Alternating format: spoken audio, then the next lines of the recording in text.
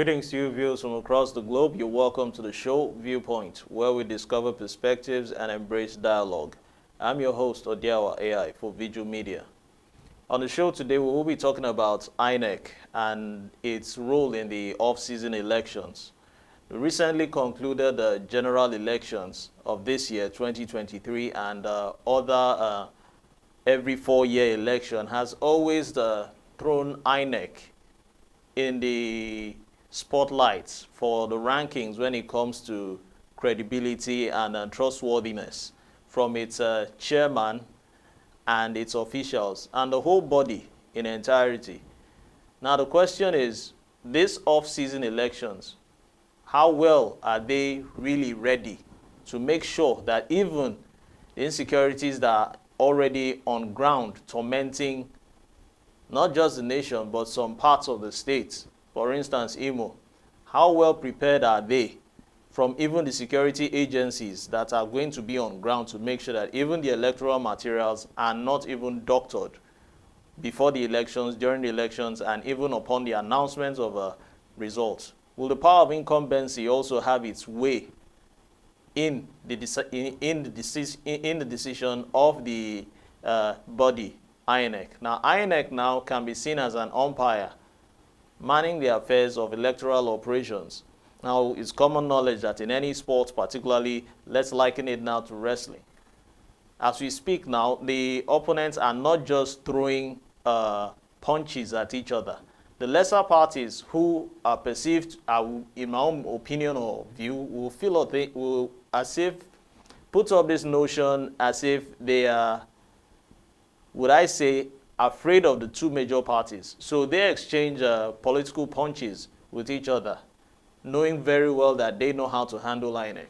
Now, the lesser parties, in my own view, in my own opinion, will feel they cannot throw punches with these heavyweight political parties, but rather will throw punches at the umpire, as likened to the WWE, which we watch on our TV screens. Now, the umpire on its own part ought to maintain indifference, but so far so good in elections. INEC has had a history of being partisan when it comes to electoral operations and even the announcement of results. This boils down to the recent allegations, which has also been placed on top of the head of INEC, that they are actually reconfiguring the BVAs. When I mean BVAs here, I'm talking about the bimodal verification systems, which was actually introduced in 2023 for the general elections. Now, INEC recently has dismissed this allegation that some of its officials were reconfiguring the BVAs, the bimodal voters accreditation system machines, in various states which are for the off-season elections, which are coming up November 11, in these states which I've just mentioned, which is Imo, Kogi, and Bayelsa. While describing these allegations as baseless, the Commission urged Nigerians to disregard the claim, as the individuals mentioned in the report are currently not in one way close to any of these regions. INEC was reacting to this claim, which was actually made by Director on New Media of the SDP, the Social Democratic Party governorship campaign team, by name Isaiah Davis Ijele. Now, where the alleged staff of INEC are maliciously reconfiguring the BVA machines in the government houses of these states. Now, initially, I started by mentioning about the power of incumbency manipulating these elections now. Now, these forthcoming elections, upon manipulation now, where actually does the rights of each voter come in when they choose to exercise their civic responsibilities? Now, it's quite sad or appalling that INEC, who ought to be the umpire, cannot maintain its stand when it comes to being decisive in the electoral operations, because politicians tend to have more say and have their way before the elections, during the elections, and even after the elections, by manipulating even from the top echelon of the commission to its officials. Now, where does the Electoral Act also come into play? I feel or think, in my own opinion, for the electoral body, INEC, to stand independently, as its initial name will begin by saying Independent National Electoral Commission, they should actually begin to initiate amending their act, the Electoral Act, particularly that of 2022, to make sure that these upcoming politicians, whether present or even in the future, maybe the past ones also, do not have their way or say concerning their moves concerning election, be it from the logistics aspect where they have to deliver the electoral items, or even screening of the candidates. Because this issue of certificate saga has also come up within these 3 states also, from the WAEC to the higher institutions of learning, the tertiary institutions here, I mean. There are so many reasons INEC needs to begin to initiate amending these acts which they actually cut out for, to stipulate the conditions or the T's and C's, the terms and conditions in which candidates should apply for these elections. Now, Chief Press Secretary of the Commission, who happens to be Rotimi Oyekomi, in a statement clarified that configuration of the BVAs is done simultaneously and exclusively in the Commission's office in the states. Now, in the states, now not necessarily Imo State, Bayelsa and Kogi, but also professionally and strictly handled by teams deployed from the national headquarters in Abuja, which is the FCT. Now, when they are coming from the FCT with these equipments, upon landing, is it the incumbents or people under the incumbents that go about seeking on how to manipulate these BVAs? Because it's not just the BVA issues end at also. Their roles in this runoff elections or off-season elections has a long way to play majorly in subsequent elections. We still have the elections coming up in 2024 in Edo State, which is, of course, a global stage for everyone to sit down and look at what's going to happen. We're still coming to that in subsequent discussions in further shows. Now, the statement read that the attention of the Commission has been drawn to a statement signed by Isaiah Davis Ijele, Director of New Media of the SDP, the Social Democratic Party. Now, he happens to be Director of New Media on the campaign team for, what are you calling it, the SDP, for Ahmed Ododo of the APC. Now, these staff are now maliciously reconfiguring the BVA machines in the government's house. Now, how right are these claims? That's another question. Are they founded on truth or founded on suspicion? That's another thing, because there needs to be proper investigation, not just done, but also documented for people to refer to that actually this is what is actually going on. And if they are at all, these allegations are correct, that means there are lapses on the part of INEC. That is where this Electoral Act needs to be corrected or amended. Join me in the next phase of the show. Greetings to you viewers from across the globe. You're welcome to the show Viewpoint.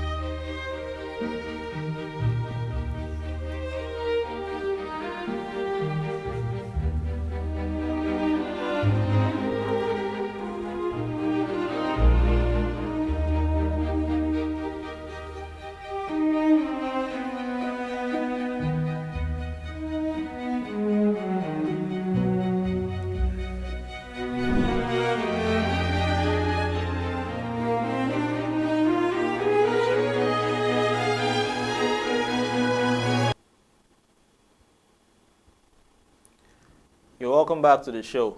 The show is Viewpoint, and I'm Odiawa AI for Veegil Media. In the first phase of the show, we were talking about the BVA allegation claims, which has actually been heaped on INEC. Now, INEC on its own part, how well have they come out on board to actually, over the years, now not just over each election, to actually showcase their level of credibility and straightforwardness from the upper echelon even up to its officials, to showcase not just to the electorate but also to international observers, to show that they are actually credible enough. And what loopholes or lapses are they suffering from? that they actually can correct. Now, in this recent claim or allegation over the manipulation of BVAs, particularly by Isaiah Davis Ijele of the SDP in Kogi State, INEC now has assured voters that there won't be any hitches or glitches in these upcoming elections, that results uploaded from Bayelsa, Kogi, and Imo State will not have any issue. Now, INEC has assured voters, and reiterating again, that there won't be any glitches to upload the results of the INEC elections in Bayelsa, Imo, and Kogi states. The INEC Chief Press Secretary, Imo and Kogi, made this known in a live appearance on a televised broadcast. Now, this televised broadcast, he actually said we have been using, I'm putting it in his words now, that we have been using the IREV, if I put it that way, for all governorship elections, but 2023 was the first time we deployed it for the general elections setting.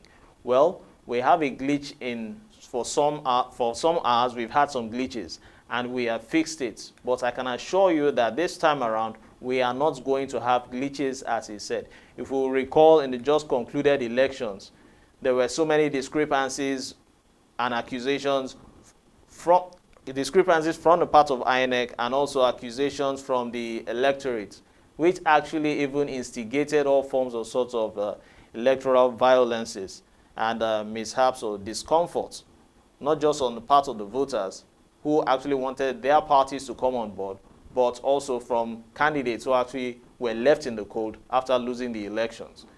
Now, the upload process was a major issue in the 2023 elections, which INEC attributed to technical difficulties, which I have just expatiated on. The Chief Press Secretary, however, said the problems have been fixed. Well, if they actually been fixed, we will begin to know in these elections that are coming up on the 11th of November, because there is some altar of doubt or altar of trust we need to put and weigh in the balance. Now, affirming the technical issues have been resolved as of last week, undertaking the mock accreditation, and one of the reasons we did as well as to test run those technology gadgets we're going to use, and it was successful. Now, he claimed that these things have undergone tests. Now, since the tests have been run, the tests shouldn't just go on a one-time basis. These are gadgets which are prone to having difficulties or prone to misbehaving. They should be tested and retested for them to be trusted. And when we're talking about testing them here, we're not talking about testing them just once. Testing them at least more than twice or thrice or more than several different times. Not just one day. Because shockingly, you can test it for more than several different times on a particular or singular day, and on the day of the D-Day, it begins to malfunction. That's another thing you should look at. So in all ways and all sides, INEC needs to just weigh its options and not just look at it, okay, we've tested it. Don't tell us you've tested it. You're coming on that day under the scorching heat, because oftentimes the voters are not even catered for in some polling units. They have to stand under the scorching sun to exercise their civic responsibilities, which is at the end of the day thwarted due to selfish interest. Now, all these things will now begin to incite all sorts of distrust for INEC. That's just one part of it.